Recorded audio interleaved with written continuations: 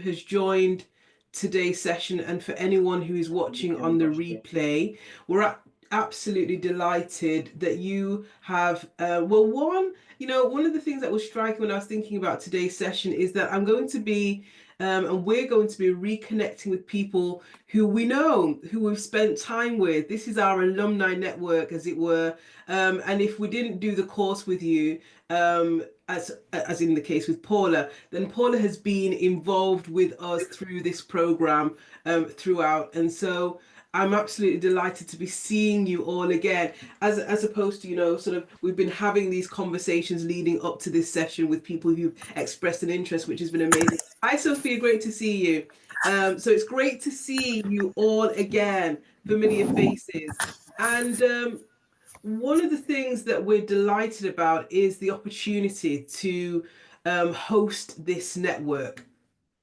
We noted in the last program, and this is largely because, and I mentioned it in one of our events, that Paula was hugely influential in helping us really think about how we can ensure that the civic leadership program is one which is as best as it possibly can be, that it continues to evolve, that it continues to serve, it grows, and it's sustainable, it's impactful beyond the immediate time of the year's program or whatever length of time it might be.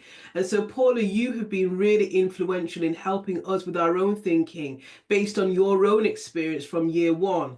And one of the things that emerged was this idea of how do we continue to support those leaders who are involved in the program? How do we continue to help them to stay coherent and cohesive as a group, continue their own learning perhaps in the form of peer learning, etc., but also just to ensure that the work that they've started continues on beyond the expiration date of the program. And so out of that understanding that there was a need for this, we had the idea for this alumni network. And we're thrilled that you have responded to the invitation to hear more about that. But before we go into that, I'm going to be asking Nikayla to just give us more information about that, and Aishatu as well. Many of those faces you'll recognize, no doubt. We're going to ask you to just share with us what's been happening in your world. It's been now, how long is it since we ended the program, Nikayla? Well, good question. My mind is it's a good few months. A good few months. And 8 months. And what has transpired since that time has been remarkable. We have been hearing from you sort of anecdotally. We've been watching you on social media. You've been feeding back into our community. You've been involved in various ways. Whether it be through Flourish Together or it be through She Leads for Legacy directly, we've been hearing something of what you have been doing, and it's been hugely impactful. So we're just so thrilled actually that there has been this continued intention on your part to impact your communities, and we'd just like to hear more about it if we can in this shared space today as a collective, as we've reconvened. Sort of what's been happening in your world. What have you been up to? What initiatives have you been initiating? What projects? How have you been continuing your own involvement in your communities? Please, would just love to hear that. Just for a few minutes around sort of a round robin. So I'm just going to just kick off, Paula, with you, and then Paula, you can select. So you've got a selection of everyone besides Anna, who you know, me, Nikayla, and Aishatu. So anyone else on the screen are participants on the program who you're able just to call on, and we'll ask each person to pick the next person. So Paula, can you just give us a sort of insight really since year one, because you were the first participant, a whole load of stuff has happened in your life and what you've been doing. And so, yeah, can you just kick us off, please? Thanks, Paula. Hi, everyone. Lovely to see you all. I've seen you all in like different meetings and conferences and stuff like that. But since year one, my first role, when I started year one, I was in a voluntary role as a school governor. I'm still doing that. Really enjoy doing it. I'm more productive and have more of a voice in the meetings now. I'm also a link governor for behaviour and attendance, and I will be picking up the safeguarding link governor role. So it's kind of that role as a school governor is really evolving, and I enjoy it. And I think I've been doing it a couple of years now. And but since then, I've also taken up the role as a trustee for the Manchester Craft and Design Centre. Really interesting role. Really interesting to see how charities work and how I can influence some of the things that they were doing. Because when I first went into the centre, there wasn't a lot of stuff around diversity. It was very white middle class. But since I've got on board, they do more outreach with schools. The footfall's changed. There's a lot more diverse people coming into the centre and using the centre. They've also got more diverse makers, because before it was just the usual. But now they have a lot more mix of makers in the building, which is really good. I'm also co-chair of the race equality panel. Has been a challenge, but it's a challenge which I enjoy. We've worked with Good Employment Charter and delivered an event for them. Loads of stuff going on with race equity framework across Greater Manchester. I'm the employment lead for that, so anything around employment and looking at race equity within employment, that's my role. And yeah, so, and obviously all the work that I've been doing with We Leads for Legacy, because it's something that's close to my heart, and it's really important to me that we're doing the best for our communities, really. So that's why I stay involved. And yeah, I won't say anymore, that's me. It's incredible, Paula. And you have so thrown everything at it, all of your energy, and we've really felt the benefit of that. Thank you so much. Incredible. Who's next? Who would you like to select next, please? I'm going to select, is Andrew? Yeah, I'm going to select Andrew. Andrew. Hi, Andrew. Great to see you. Oh, you got no sound. Oh, that's bizarre. That's so strange. Okay, Amira. Amira, you still there? Yeah, I am. I'm just struggling with my camera now. Yep, here you go. Are we on? Excellent. You're back. Thank you. Oh, never mind, Andrew. Thank you. We know that you've been doing great stuff. Thank you all. Thank you, Paula. Well, I think, in the second cohort, wasn't I? Yes. Second year, and I was initially supposed to be the council lead for the program, but then because I realized that nobody from the council applied to be a participant, so I decided to go for that, because I want them to realize that this is something that they need to do, so I've started myself. I think the program was really fantastic, and I think one of the most important gains for me was the meeting the people I met, and we still have this amazing group together. We're supporting each other. It's not intense. It's not that we're sending many, but it is really good. And if someone needs something or someone knows something, we share it together, and people get involved. And I really think this is really great. And one of the things that I actually suggested is, can it be possible to have different cohorts actually connecting together? So it's a bigger sort of support system, it's easier for one cohort to be together because we get to know each other, we get to know who's doing what and who can do what and who can help in what. But it would be fantastic if it's a bigger alumni, like kind of thing, so everybody is involved. for me personally, I don't think I've had any more or any additional role that I've added. So my job is the same.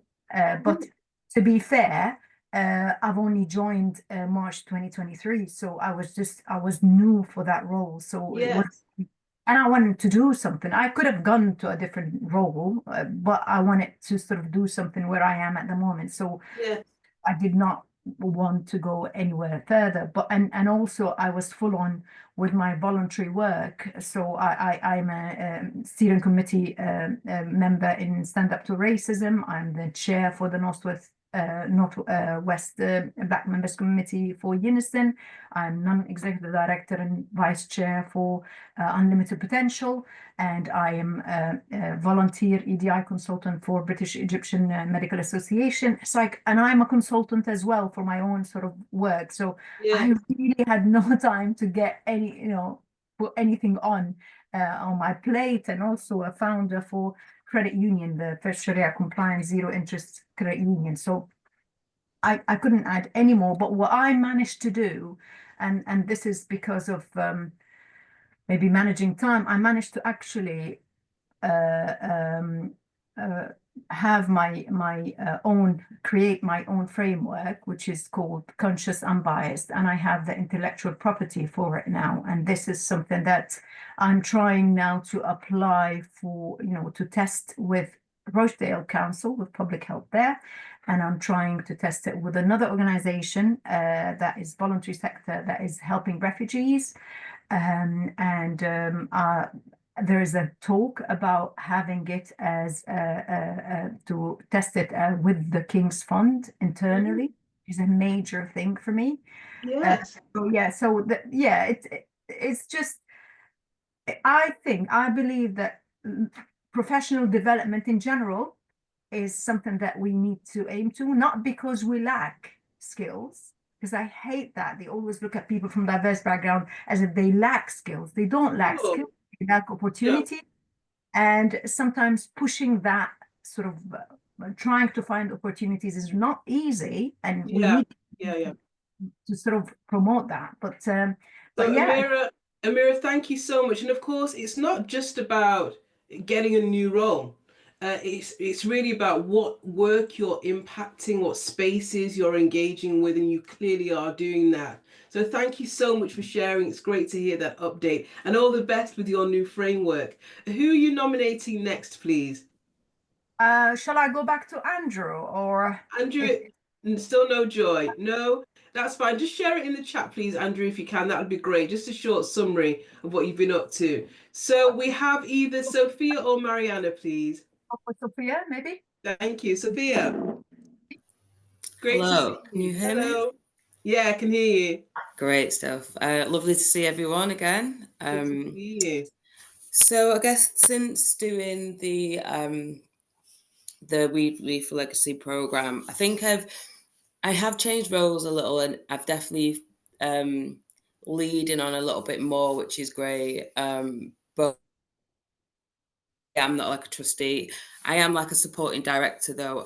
That's off Lily, who was on the program too. So me and Asma, we've become supporting directors for her, which is great. We've got our first meeting tomorrow, I think. I'm leading more on, so I work as a freelance for a sporting organisation, supporting grassroots organisations to deliver their sporting offer. But I've kind of, after doing the program and while doing the program, I started to sort of initiate conversations around racial diversity within the organisation. So I kind of chair meetings around how street games can become a bit more diverse within, just their employment really and retention. I've set up in the process of setting up another community group called Dots and Branches, which is around health and well-being, creativity and nature. Dots and Branches. Yeah. What's that face Tell us more. Tell us more. I'm fascinated by the name. Well, I'll tell you more once it's come up, but that's kind of, it's all like in the process. And then I'm in accessibility and inclusion role for a train organisation, actually, which is a bit random, but I've been delivering projects for them anyway, but now I've just been asked to do a 2-year program that they want delivered specifically for inclusion and accessibility. So yeah, doing it's amazing. Amazing, Sophia. Thank you so much. And you know that that's going to be the sort of the value of this alumni network. It's to continue to build those strengths, enable us to be exposed to opportunities. And I love that collaboration element that you brought between you and Lily and Asma, which is fantastic. Finally, Mariana. The last but not least. Hello, everyone. Thank you. I'm glad to see you all, and I was looking forward to meeting you today and sharing the news I've got. Some of you might know the news, but I continue growing, I continue evolving. I'm still on the project called United for Ukraine, but I started working towards my next degree number 4 in project management, and we are bidding for a refugee project funding for Northwest area, and potentially will be involved in something great and amazing further somewhere in summer. So hopefully this will be something great for me and for community. So I grew since I joined the program.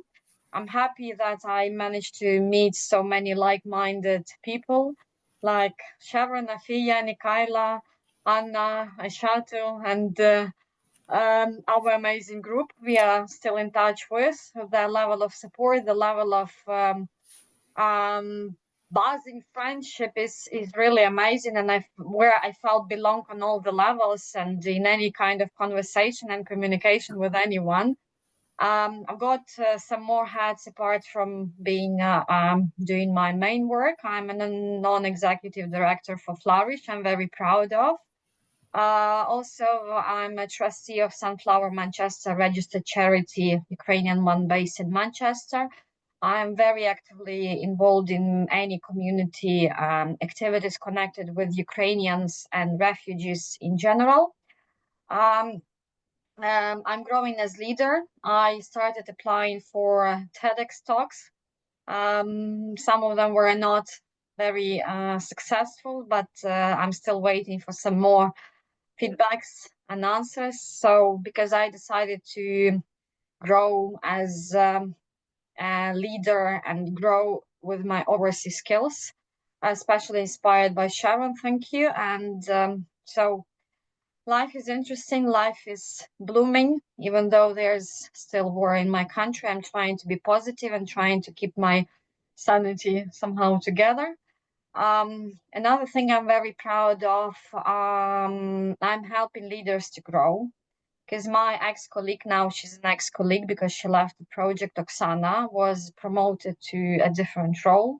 She's working on a different project, but I was the one who pushed her hard and kicked her hard, and I made her grow. And she told me, without you, looking back, I won't be able to be there where I am now. And so I keep inspiring people. I keep getting some good feedbacks from our customers, and this is just little what I can do, changing lives of people, which I'm happy with. And maybe, I mean, looking back 4 years ago, I was thinking that I will finish my professional life working at school, but now I don't think that I will be there ever again. Never say never, but anyway, I still have a lot of things on mind how to develop myself professionally, and thank you for being a part of my journey. Oh no, that's incredible. And you know, we have long known of the work that you have been doing to support the people of Ukraine. It's massively impactful, but the ripples of that, Mariana, extends even beyond that community, and deeply inspiring to all of us. So goodness, it sounds like an exciting new venture. and we'll be cheering you on in every way. I'm so thrilled to hear this, and I think this is going to be the power of this alumni network. We'll continue to hear what we're doing, and that inspires us. It reminds us of what's possible for us. And so thank you all for sharing, for continuing the good work. I think that Andrew, are you tapping? Looks like you're tapping some stuff into the chat. And so summary, hate crime lead at Bolton Council, joint chair of Race Allies Network, heavily involved in the councils. I can there's burning at your keypad right now, Andrew, how quickly you got this out. Heavily involved in the council's EDI delivery, including civic leadership and GMCA leadership opportunities, planning a hate crime conference in October, challenging inequality in the council's policies and processes, and still trying to deliver my passion project with Bolton organisations. Want to support the alumni network and civic leadership program as much as I can. Thank you so much. Oh, beautiful. Thank you, Andrew. That's incredible news. All right, so Nicaila, I'm going to hand over to you now for you just to share more with us about the network and what's the plan for the future. Thank you, everyone. Yes, thanks, everybody. And yeah, obviously there were people who wanted to get along here today who have sent their apologies. The likes that you'll know, Lily has been mentioned here. She's set up an organisation called Watering Your Soul since the programme, and a couple of the people of the programme are now on her board. And likewise, Asma's been growing her Soul Sisters charity, and a number of the people I know from both the private sector and the community world have been invited onto her board. And we look forward to hearing about other routes, and I know there's a number of political roles that have been taken up by different people, so there will be more to come, no doubt, from others along the way. I'm feeling a podcast needs to be created from just what we've heard today, but anyway, we'll see what people want to do. So in addition to hearing some round robins, sort of updates and progress that Sharon's just led, we're just going to give you a flavour of what the bigger picture piece for We Lead for Legacy 2025 looks like, in case anybody's not up to speed with that. I'm going to hand over to Aishatu to just talk about the ambassador role. Obviously, the role's been out there for a little while, but we'll create a bit of a Q&A on that in case anyone's got any questions. We'd hope then, and we're a smaller group, so there'll be plenty of time for this, to just break you into a little breakout, to have a chat amongst yourselves about perhaps some of the hopes, the goals, opportunities, suggestions, maybe even mapping some of the things that are perhaps going to be going on around the edges. Andrew's already mentioned a conference there. No doubt others of you have other things going on where we can create a tapestry of information over the year ahead, or the next 6 months at least, for different opportunities that complement and can be expanded or supported and shared through this sort of alumni network. And then we'll gather some feedback on what you've discussed just to help feed into some next steps. So in terms of what's coming up, very similar to last year, if it ain't broke, don't fix it. And, the feedback and the evaluation work told us a lot about the programme and what had worked well. It also taught us what to improve and evolve, and that's been factored into the planning and design of this programme, as well as these other elements. So the programme going forward is another 5-day cohort programme. We've just received in excess of 100 applications. The closing date came in just recently, and we've now got the process of scrutiny there to kind of look at the next 30 or so participants to come on the programme. But once they are selected by our independent sort of group, we'll then have this wonderful programme. And I would say some of the things, listening to feedback previously, we've avoided certain religious festivals, or attempted to within the programme here, but we've also added in more around looking at public appointment roles. And in addition to the public appointment roles and taking everybody through, that leadership journey that you all went through, creating additional events, and more importantly, creating further connection with the local authorities. So the good news for next year's cohort and yourselves is that in addition to the programme itself and in addition to the alumni network, we are going to be having a number of local authority support days. We've already had the first one, and then we've got a couple more coming up in the near future to help keep checking in with those local authorities, have them influence what goes on, and create that dialogue and that space for communication back and forth, and keep all boroughs connected.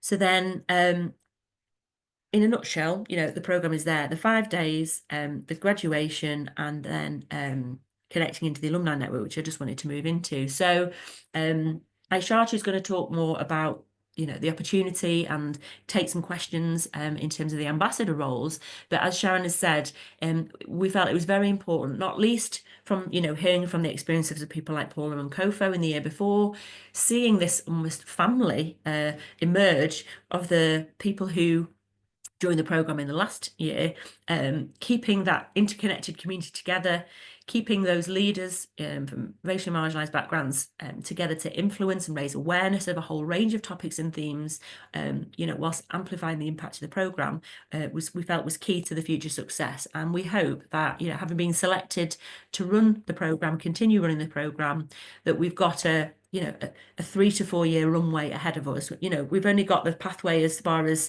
the end of this year.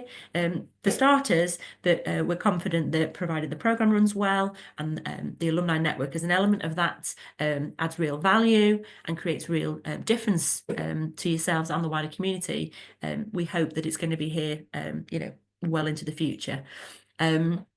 Obviously, it's going to help you continue to support each other, just like you've been describing, and just like Amira was saying, and others, you know, that peer-to-peer support, that knowledge sharing and various other things.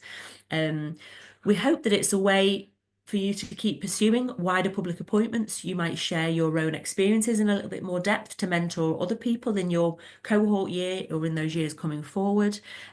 We hope that by being connected to local authorities and others this year, the plan is to map more opportunities. I think last year was about scoping and shaping and bringing that first cohort year on. This year, our attention is going to be significantly more focused on, you know, where are these opportunities? Who are some of the key players who are going to help in supporting with those applications? And how can we bring more people through? And if those opportunities aren't there or aren't timely, what do we do? How do we keep the leaders that we're supporting warm to what the opportunities are that are coming in the near future? Obviously, for us as running a programme, this alumni network, we hope will create like a comparable year-to-year network where longitudinal information, both from an impact, a progress, but also from a potentially even a lobbying and influencing point of view, can be created. And most importantly, and something that Aishatu is going to pick up the baton with in a second, is support the groups that we've been working with to co-create some events. We don't want to dictate what this network is or how it should be per se. It will be somewhat, you know, linked and needs to be compatible with the programme and the overarching goals of the GMCA in supporting civic leadership moving forward. But we hope this can be your space, your network, and we will support those ambassadors and the wider group to really take this in the direction that it needs to go. We will take, so if you've got questions brewing, by all means put them in the chat, but I'm going to hand over to Aishatu now, if I may, to just tell you a bit more about the ambassador role, which we've already had around 5 applications have come in. Some of those people are on this call, some of them aren't. You know, there's a real interest in this role. But Aishatu, do you want to just, for anyone that isn't aware, and just to make it clear and take some questions, tell us more about this role and your role in it? No worries at all. So I know we're slated to have 15 minutes. Should I shrink it down to 10 to try and Entirely put up us to back on you. time? All right, With then. questions, it might take that long. Right. Okay. Well, first of all, my role is just to help facilitate what it is that's happening, just so people have, like, anyone who ends up doing this role, as well as the alumni, has support in terms of either organizing things, managing things. It's not directed by me. It's not designed by me. I'm literally here to help whatever needs to happen. So just to be clear, as you know, with regards to where I sort of sit in the network of this. Now, the ambassador role is something that I would love to do, but I wasn't on the program, so I don't get the opportunity. I don't even get a chance, but it's fine. It's fine. I've snuck my way in by getting a job. So as the now, with regards to the ambassador role, really for the people who have been on the program, you've already invested so much time in your development. And as several people have sort of said in their own way, it's how do we compound that? How do we build on that? That is the social capital that a lot of people who are not from racially marginalized communities tend to take for granted. And building that social capital is a massive thing that I can see as an outcome from the alumni network in general. Now, for it to do the best that it can, it needs to be driven by the people who are in the space, your needs, your circumstances, and your context. So as an alumni ambassador, we'll be expecting you to support the growth and development of the alumni network, however it needs to form, really be the person who champions civic leadership and opportunities, and is that person who can in some sort of way be the poster person of what it is that we're trying to achieve, because as human beings we relate to other human beings. Being able to host events or workshop schedules, even a conference if that's what you wanted to do, but really hold the space of the alumni network and be able to show the power of having agency as to however it is that you want to journey through the civic leadership development and wider as a person. Next slide, please. So in terms of when we were putting together this program, really it's been fed by the feedback given, the case studies that we had, really looking at what would feed in to the person who could be an ambassador or the people who are going to be ambassadors for the alumni. Now, communication is essential in life in general. It is absolutely so for this network because it is going to span across several cohorts. It's not just going to be the people you already know. There'll be people that you don't know, people that you would want to get to know. And so being able to just communicate with people in terms of relationships, but as well as being able to communicate just to ensure that information is shared wherever it needs to be is an essential part. You are going to have a group of you who are going to be the ambassadors.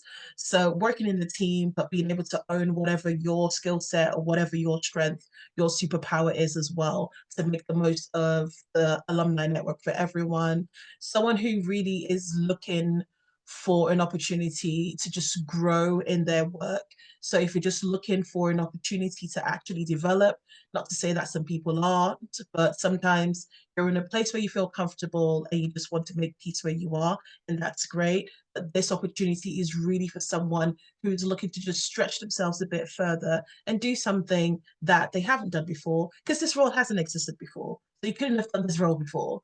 So it's one of those things where I'm really excited to see the person, the people who come into the space and really want to take ownership of the We Lead for Legacy ambassador role. And really, it's designed by you, because that's the first task of this actual role. It's the only thing that I can say has been defined, is that you are going to decide what an ambassador needs to be for the cohort. Now, because time is time, and we really need to be clear that we are investing, we being the royal we are investing in the alumni network to catalyze the work that could happen. We don't know where it's going to go. We have hopes and ambitions for what it could be, but part of that investment is ensuring that there is a bursary for the people who come forward, step forward, and are the ambassadors for this alumni network as we start. It covers the next 6 months, really. So from May to December kind of time is where we're expecting the commitment to be. How many hours that is, how many things are done, genuinely that has not been decided. It's for us to decide how intense or not intense that this is, but we just want to ensure that it's impactful for everyone. There is a separate budget available for holding events. Again, the format of those are open and flexible. It's whatever we need it to be for the alumni. And being able to invest that time in the network also means that you will inevitably be privy to spaces that other people who are not doing the same work you are will be. And that is part and parcel of being a leader and thinking of all the spaces that you will now have the opportunity to be in, making sure that you're lifting as you're rising, making sure that you're able to connect and make the most of this opportunity. So there are a lot of things that we've been set up, like the spec was available when the comments were sent out, and I'm sure we could share slides if you do want to see what it is that people will be up to, or you want to start pondering ideas. But that is the alumni ambassador role, really, in as much of a nutshell as I can put it in.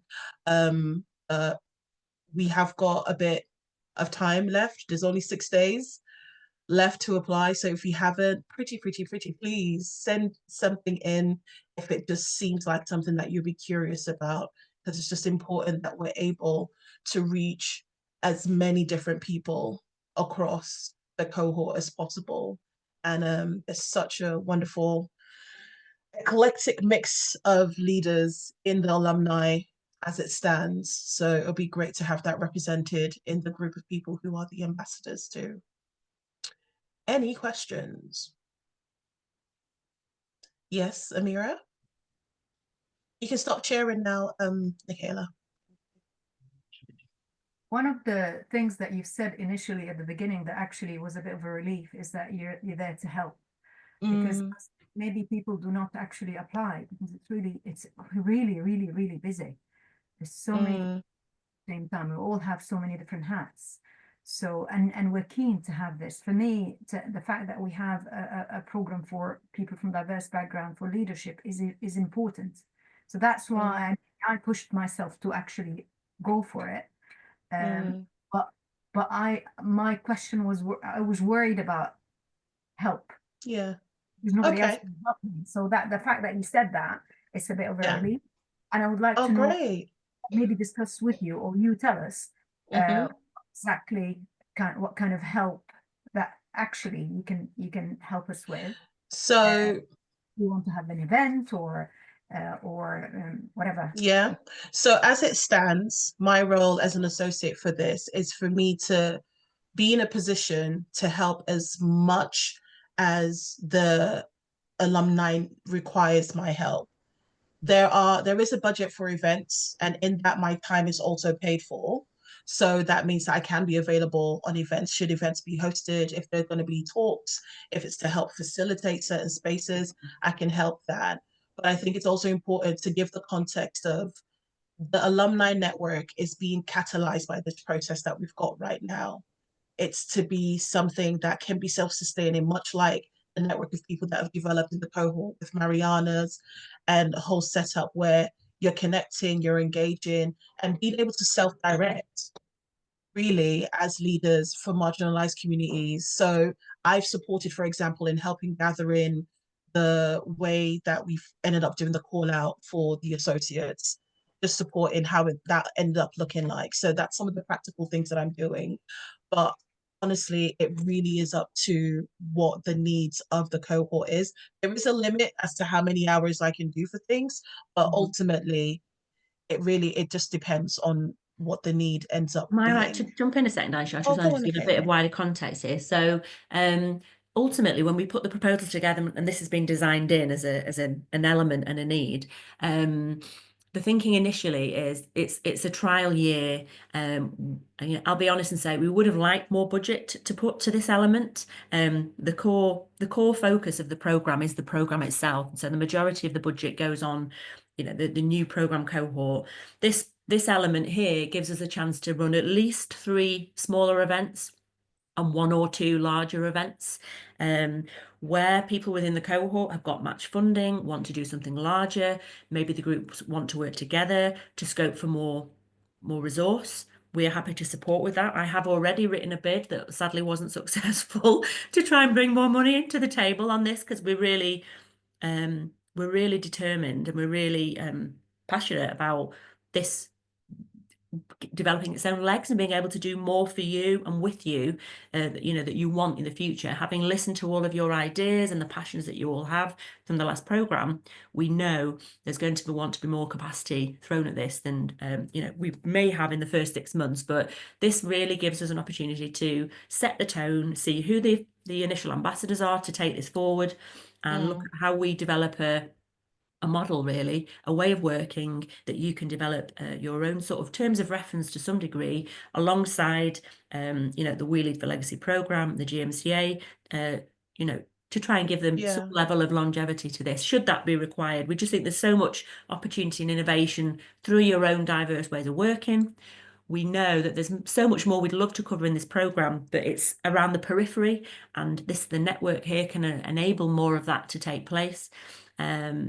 And yes, certainly in addition to Aishatu's, 5 or so days, 5 to 8 days that we've got to support her with the programs, we can weave in a little bit more of her time where that may be required. And there's Sharon and myself ultimately at the backstop of this. But as Aishatu said, the ball's in your court. The 4 people that we are able to select to drive this forward, help guide it.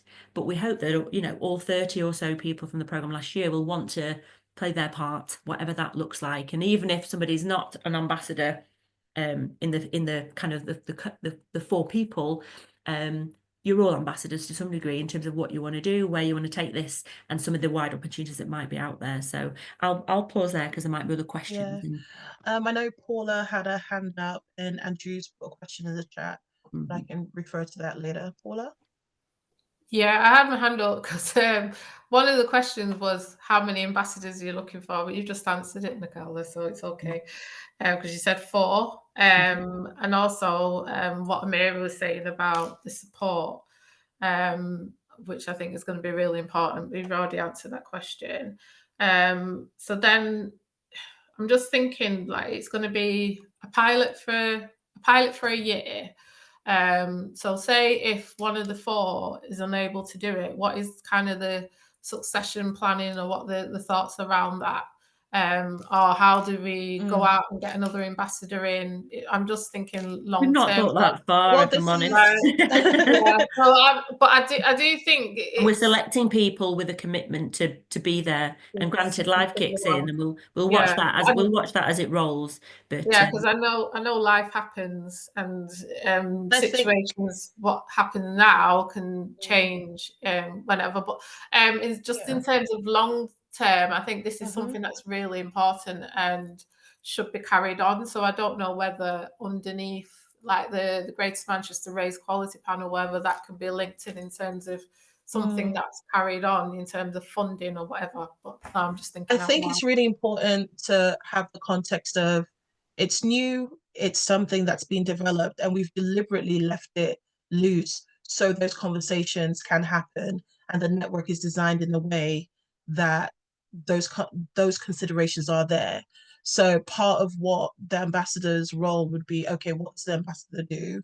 What does the alumni network do? It will be part of the role of the ambassador to engage with the alumni network to figure out, what do you want this to look like? How long, how is it that you see this growing and building? So it generally is quite loose, which can be frustrating in its own way, because now it's carte blanche and it's just like you can want all these different things. But more than anything else, just as you've said, which is why this alumni network is going to be so valuable and it's already so rich for the connections that have been made, that we can put those things down into consideration, because we've got more than 4 people who have applied already. We're hoping to get a couple more people applying. So there's no reason not to have a short list, not to have people who are part of the wider team who may not be part of the core ambassador team, but really want to be able to feed into that and have them as part of the network of people who feed into things when other people aren't available. It really is up to us. There's so many ways we could go about it. So what I would say is, if there is something that anyone is thinking, oh, what about this? What about that? Chances are it can be built into it, because there is nothing that we are doing. So if you have any thoughts, any ideas, the time is going to come in a couple of minutes for us to do just that. I will just answer Andrew's question for the sake of people who are watching the recording. Andrew just asked, coaching and mentoring, could the network look at this, sharing our lived experiences? And something that we are currently sort of like considering, again, it's open as to how we engage with it. There are action learning sets, the evening sessions that were held in the last cohort that were very positively received. But again, we don't want to impose that format on anyone. If that is something that people would like to revisit as a way to hold space, there's an opportunity to engage with the current cohort, as they have a schedule that already exists that we could tag on to. But if for any reason that doesn't suit, we can decide to do it at a different time. But again, we've got space, I've got capacity in what has been requested of me to support with holding that space, or supporting other alumni members to hold that space and carry that on. So that's there. And I think we'll take the last question from Amira, and then we can move on to the next item on the agenda. Amira. Thank you. It's not really a question. It's more of, as I mentioned before, a lot of people from diverse background are already leaders and already have the skills, but how can we work on opportunities? Because this is actually what people don't get involved because they get frustrated because they know there are no opportunities. So what, like, okay, I'm a leader and I'm a great leader, but then there is no opportunity. At the end of the day, yes, we have, yes, we have our own sort of ambition, but a lot of people also need careers and need progression. So can that be, how can we discuss this with decision makers to find opportunities for people from diverse background? That's all. I guess, or I One of get the that things commentary. is Oh, it worth sorry. just Go on, there Michaela. is a conduit of sorts. So there's two conduits, and I share them of our own thoughts. The two conduits that we'd imagined so far, but then it's down to the alumni network to explore this. One is we have these local authority days, and the hope is that once our ambassadors have been selected, they will have the opportunity to come to at least one, if not both, of the remaining local authority days. So there's that initial connection there. And ultimately, the budget's there to shape events, to shape conferences, and they can be themed on whichever way helps forward that agenda potentially. That was our initial thoughts, but sorry, Aisha, I thought I'd best just set that sort of No, there. I appreciate that, Michaela. I think the only thing that I wanted to add to it is that with us being leaders, my challenge back to that sort of like reflection would be it's for us to be able to either make sure those opportunities are developed by amassing our strength and using the fact that GMCA, literally our local authority, have invested in this program for this to exist. So it's a thing where we can also use what it is that we have to ensure opportunities that might not exist start to exist. We might make those provocations, but until we're in the rooms, until we're able to get into those spaces and ensure that it's happening and we're able to gather our collective strength in this space where we can go, clearly, we are here, we are qualified, there are loads of us, you can't say that we're not here. I personally feel like that would be a massive strength of this alumni network. There's a big pushback that you often get in community is that we don't know where they are, we don't know where people are. Well, they're gonna know where we are because we're here. So I'll leave it there. And thank you all so much for your attention, your grand questions. And Michaela. I just managed to stifle a sneeze there. You were not subject to that. So yeah, there's a little bit of time. We thought it'd be good to pop you in a breakout if we can. Save us, we can stay out of the way, and you can have a think about what you've heard and what you've read about this, and just have the 5 or so people in a breakout. Anna, I know you was setting up a breakout behind the scenes to just have a think, what are your hopes and goals for the alumni network from what you've been thinking? To try and focus a little bit, we wondered about the question, what are your top 3 requests of these ambassadors once selected? And yeah, these are questions we can keep coming back to, and we will continue to have conversations around with a wider group. But for today, if we've got 20 minutes or so, 20-ish minutes in a breakout for you to have a think around hopes and goals, requests of the ambassadors once selected. So maybe we've mentioned some opportunities that you're involved with right now. If there's any low-hanging fruit events, opportunities, things that it may be that we can promote and share a wider calendar of events beyond what the ambassadors and the alumni help to bring to fruition. So let's get mapping those from now. And any other hot topics that you'd like to put out there up front and centre, seeing as you're the first in the group here to come to a collective conversation. So Anna, are you okay to have a breakout? And if there's something else more pressing that you want to bring in that group, then go for it. But these are just our suggestions as to what we'd be interested to hear from who's come along today, and then there's months ahead to shape the thing itself. Hopefully how long is the breakout, please, Michaela? I think we've got a good 20 minutes. Yeah, 20. We'll probably bring you back. I think 20-25 minutes. If we bring you back about 20 past, we've got 10 minutes to hear your headlines from your discussion, if that works, and then we'll still be wrapping up on time at 1:30. Thank you. Is that all right? So you'll no doubt get a little notification when Anna opens the breakout, and happy chatting. Welcome, welcome. Oh, great. Right, fabulous. Right, time is precious, so I'm going to go right into it. Hopes and goals for the alumni. If we could get a quick one of each from everybody, let's see how we go.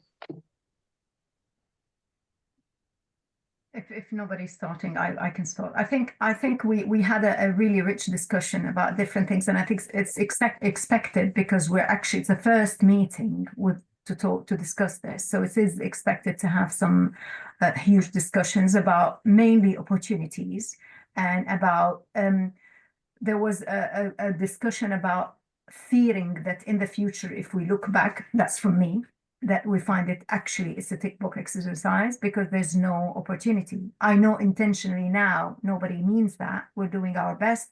Everything is positive, but without opportunities in the coming 4, 5, 6 years, if we look back, if nothing actually, if people did not progress in their careers and stuff, that might look like that. If you know what I mean. But there is a lot of positivity from the group. I don't know if anyone wants to talk about maybe marketing. It's one of the things that we want to focus on. Because Paula was rightfully saying that yes, I repost things and there's a lot of stuff digital that she does and others do, but sometimes maybe it's important to go to people and sort of talk about it, those who are not reachable digitally or not interested maybe in LinkedIn or something like that. So that is something that was mentioned as well. We had really heated discussions and it was positive in a way. There's a lot of, and I personally think that there are so many things that are beyond We Lead for Legacy, because yes, you do your best, but at the end of the day, you cannot create the opportunities. You can only challenge and push and request, but it's really not, we can't hold you accountable for that.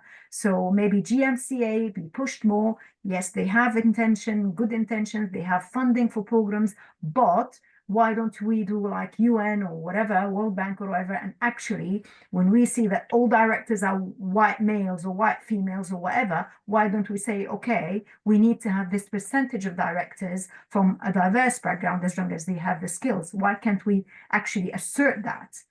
So we have this kind of reflection for the community, whether it's NHS or local authorities or whatever. Thank you. Yeah. I just want to add, I can't remember your actual question, Ayashati, but I think I kind of just wanted to add, we spoke about language use for advertising and how and what that reach and who sees themselves as a leader and the type of leader. And I think there's a lot of people that do a lot of work in the community that may not resonate with some of the language. Maybe we talked about diversity, so the intersectionality of those that are ambassadors, more men, more women, like from the LGBT community, faith. So hoping that the ambassadors are representative of a diverse group. What else did we speak about? I think we talked about intersectionality as well, how important that is. But I personally believe that most people from diverse background have intersectionality because, whether it's age or sex or sexuality, or I think there is that existing. It's or poverty. There is that existing. I don't think there's only a person who's just black, no, or brown. There's a lot of intersectionality in general. So I think that is possible to find, especially. I guess it's just for us to make sure we don't make any assumptions either way and ensure that the representation is as broad as it factually is, rather than assuming whatever the circumstance or what the nature of someone's intersectional nature is. So definitely something to highlight. I'm hearing this point about language, but I don't want to hear my voice too much. Is there anything anyone else would like to share in terms of what their expectations are, like of the people who are going to be the ambassadors? What are your expectations? What would you like for them to be able to do? What role Andrew would you like them to fulfill? If you can have a look. Andrew put stuff in the chat. Oh, wonderful. incremental progression. We have daytime roles and live cuts across at times. Focus on building the alumni first and foremost. So to that point, as we're coming to the close, what are we thinking we would need to build this alumni? What is it that you feel like we may not have already spoken about in terms of just things that spark to your mind right now in terms of what would be useful for the alumni? Like I'm voting that we need to have good food when we do have events. No one's coming back to an event that's got rubbish food. So that's my input. But I'm sure you have something more valid to say. Paula, you were smiling. No, I was just Right. laughing about what you said about good food. There's nothing worse than turning up to an event and the food's rubbish. I've been to a few of them and not good. Exactly. Well, I'm just all I've got to say is that we've got to start somewhere, and it's an iterative process. You just start somewhere and see how it builds. Like you said, you've left it quite open-ended. So I would just want the ambassador to be innovative and quite creative in what they're doing, and not be, oh, this is how we do things, we just do it this way. They've got to think outside the box, and just be great at finding you're great at finding really good food. Is it possible? We know people. Yes, Samira? To get information also and ideas from other people who did not attend today. I know they're going to check the video, but as well, if maybe sending questions for people. Yeah, I wondered about that, Amira. The bullet points that we put in the question there, we might send as a mini, tiny survey, just 3 or 4 questions on some of those things, hopes and goals. Maybe not right now. We might wait till the closing date for the ambassador stuff's done, and we might speak to the ambassadors first, and get it out. But we'll definitely scope the whole group with a few wider thoughts for feeding him. I think that would be great, because I'm sure there are so many people who can give great ideas as well. They will. And I think mapping some of those, mapping what's going on, it may be, I just know we're all part of wider networks, but sometimes, people work in a vacuum. And I just think if people have already mentioned today certain things, there's only so much resource that you can create things with through this. It might be that there's other complementary things that we can amplify the showcasing of, where there's good alignment there. It may be that people want to get behind particular things that are already running. I don't know, but if we know what's going on, we can dovetail, complement, or maximize people's time and everything else. So yeah, no, it sounds good. Sounds exciting times ahead. Yay. Sharon, are you closing out for us? Who's closing the... No, well, it's I just want to extend my thanks really to everyone again for attending, for being so invested and vested in the success of the opportunities and the potential of the communities across GM. Continue to stay connected, continue to stay involved. As Aishatu has explained, the aim here is for us to evolve this together. It's not set in stone. It's something that we want to design, co-create. As Paula was saying, we need to start somewhere. And as we do so, and as we build together, we know in the same way that the core program has evolved so that it's more fit for future purpose, so too will the alumni network. And we really want you on board to do that. And what I can definitely say to you is that in terms of support and helping the alumni network and the ambassadors to really evolve this work, you could not have a better support than Aishatu. She's just brilliant at this. This is her thing, and she does it really well. And she just has a lot of knowledge and experience around this as a community builder herself. And so whoever wants to lean into this, know that that will be a great resource in any event for you to tap into. For now, I'd just like to extend a huge thanks again to everyone for attending, for taking out this lunchtime, whatever nibbles we've had to have or drinks with snacking we've been doing in the background. Thank you for taking the time, and we look forward. Andrew's rubbing his hands. It looks like you had something quite munchy, Andrew. And we look forward to seeing you getting those expressions of interest in, and of course working with you into and through the rest of this year. Thanks so much again, everyone. Thanks a lot. See you all soon. Bye. Bye for now. Bye.